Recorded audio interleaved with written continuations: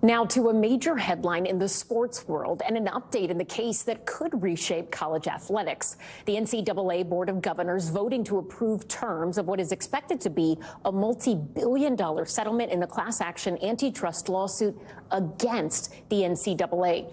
The settlement is expected to include about $2.7 billion in back pay damages to former Division I athletes, plus a future revenue sharing model between power conference schools and athletes.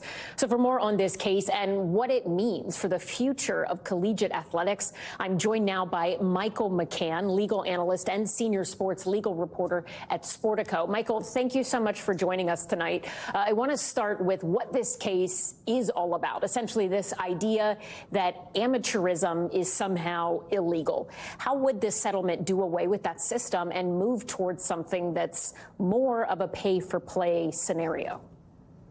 Yeah, it basically has two big components that move away from amateurism. One is that players will be paid for the past. So damages in terms of money they could have made in name, image, and likeness, money they could have made had video games been allowed by the NCAA, money they could have made had they received a share of television revenue when they go on TV, just like pro athletes do. The other big piece is the going forward part. And the going forward part is that colleges can opt in, conferences can opt in as well, to pay players, to share revenue with them, to have direct pay. And that will be, of course, a radical change from the traditions of college sports. Now, many would say it's the change that's warranted, given that coaches can make millions of dollars and all other sorts of ways in which money is made in college sports. Now the athletes, at least at some schools, will get a direct stake. Do we expect most schools to opt in for this? And we're talking about that idea of back pay. I mean, and we're talking about dating back payments to 2016, possibly. Who could actually see that sort of back pay? And where does the back pay money actually come from?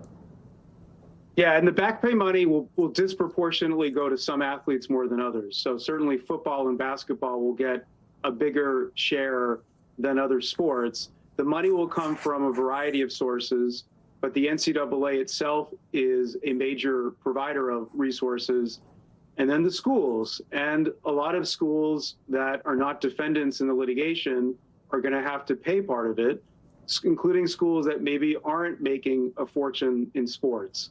So they're certainly not happy about this, particularly given that there are all sorts of changes going on in colleges in terms of revenue.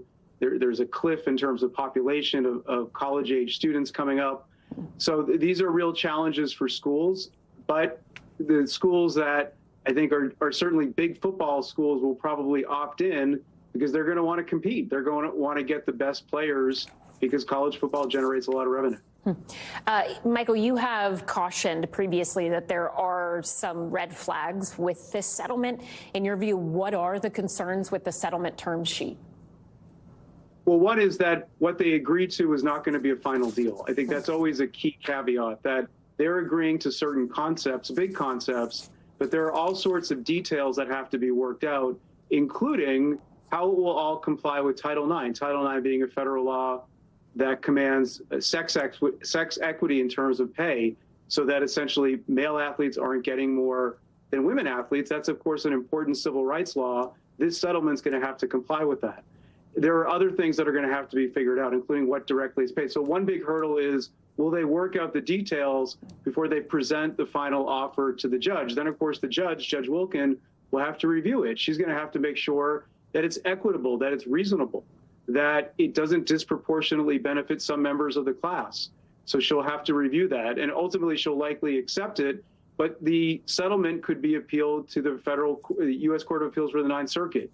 This happened in the NFL concussion settlement, where there was an appeal to the Third Circuit and then to the United States Supreme Court. So there are those hurdles. Then, of course, there's the possibility of lawsuits. That this settlement is a contract. It's not precedent, and it's not negotiated with the players' union.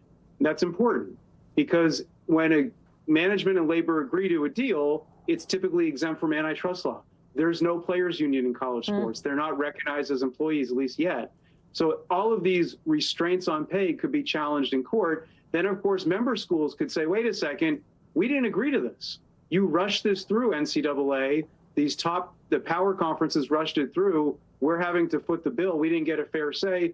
They could seek potentially restraining orders. So there are all sorts of areas of turbulence that could present themselves. Wow. Fascinating stuff. Thank you so much for your analysis and insight here. Michael McCann, legal analyst and senior sports legal reporter at Sportico. Thank you. Thank you. Thanks for watching. Stay updated about breaking news and top stories on the NBC News app or follow us on social media.